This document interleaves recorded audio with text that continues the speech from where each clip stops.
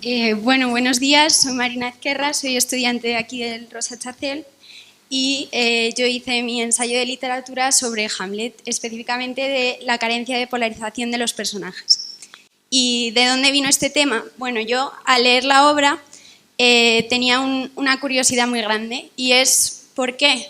Si Hamlet es un personaje que hace acciones malas, es un asesino, por ejemplo, la percepción que tienes al leer la obra no es enteramente negativa, ¿no? Te parece que es un personaje a lo mejor igual de malo que los demás.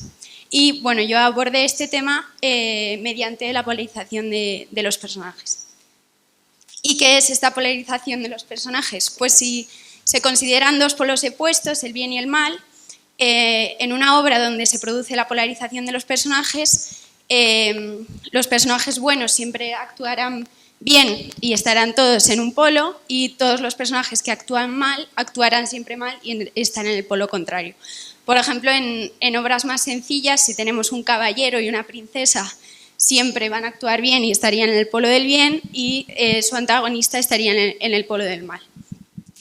Esto en Hamlet no se produce. Los personajes no siempre actúan bien, no siempre actúan mal, y hay determinadas contradicciones. Estas contradicciones en su retrato tienen dos efectos principales. El primero es que se consideran más humanos, porque efectivamente las contradicciones son un rasgo muy propio de los seres humanos. Y en segundo lugar es que se crea cierta incertidumbre alrededor del personaje. Uno no tiene la seguridad de qué es lo que va a ocurrir con un personaje ante una situación. Por ejemplo, en la obra de caballerías, uno nunca duda que el príncipe vaya a salvar a la princesa, y sin embargo en Hamlet esto no ocurre. Bien, entonces sabemos que hay contradicciones en el retrato del personaje, pero ¿cómo se retrata un personaje? Bueno, yo me centré en lo que decían de él, lo que hace y lo que dice. Yo me centré en el análisis del personaje de Hamlet. Y entonces tenía que buscar en estos grandes bloques rasgos que lo retratasen como un personaje positivo y rasgos que lo representasen como un personaje negativo. Y llegué a la conclusión de que efectivamente hay contradicciones en su retrato, lo que responde a la carencia de polarización en los personajes, y además que estas contradicciones no tenían igual peso las positivas que las negativas. Por ejemplo, en el bloque de lo que dicen otros personajes de Hamlet, los personajes que hablaban bien de Hamlet solían tener mayor importancia en la obra que los que hablaban mal de él.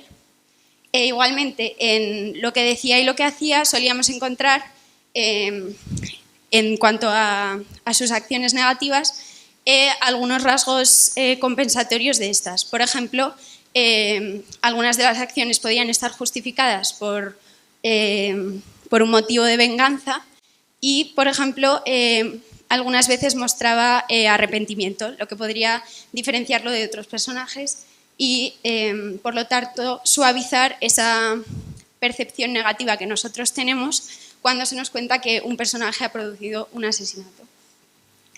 Y ahora, ¿cómo realicé yo este proceso del ensayo? En primer lugar, hice un análisis de la obra y encontré de utilidad primero analizarlo generalmente, no centrarme en un diálogo concreto qué efecto tenía sobre el personaje, sino preguntarme cuáles son los personajes que más hablan sobre Hamlet y ya centrarme en cuáles eran los positivos y cuáles eran los negativos. Después, pues procedí a organizarlo y a redactarlo, y cuando terminé pues me di cuenta de que excedía demasiado el límite de palabras al que yo estaba sujeta, y entonces tuve que hacer una selección de la información. Y pongo las fuentes en todo el proceso porque es verdad que ayudan a aportar perspectivas que yo a lo mejor no había pensado y que me ayudan a apoyar conclusiones a las que yo había llegado también, pero en esta selección de la información relevante pues es muy útil. Por ejemplo, uno de los elementos que tuve que quitar es los monólogos de Hamlet. Al intentar analizarlos, yo buscaba a lo mejor una estructura común entre ellos una forma de clasificarlos según los que lo retrataban como positivo, los que lo retrataban como negativo. Y al consultar las fuentes, no ya solo del conjunto de monólogos, sino de concretamente el monólogo tan conocido de Ser o no ser, en cada libro que yo consultaba me encontraba una interpretación diferente de cada autor. Entonces, pues eso es una argumentación para que, o sea, ese objeto de análisis no cabía en el desarrollo de mi ensayo. Y, bien, otros problemas que tuve fueron encontrar esas fuentes, porque el objeto del ensayo es muy pequeño, es muy concreto y normalmente no se va a tratar de manera clara o concreta en las fuentes. Entonces, pues es mejor hacer búsquedas más generales, por ejemplo, los personajes en Hamlet, el desarrollo psicológico de los personajes en Hamlet, o en el caso de alguna escena en la que yo no tenía claro alguna cosa o algún efecto, pues podía buscar escenas. Y luego también consultar las obras y los autores que citaban las obras que yo tenía, de modo que una obra me llevaba a la otra y acabé con buen material para realizar mi ensayo.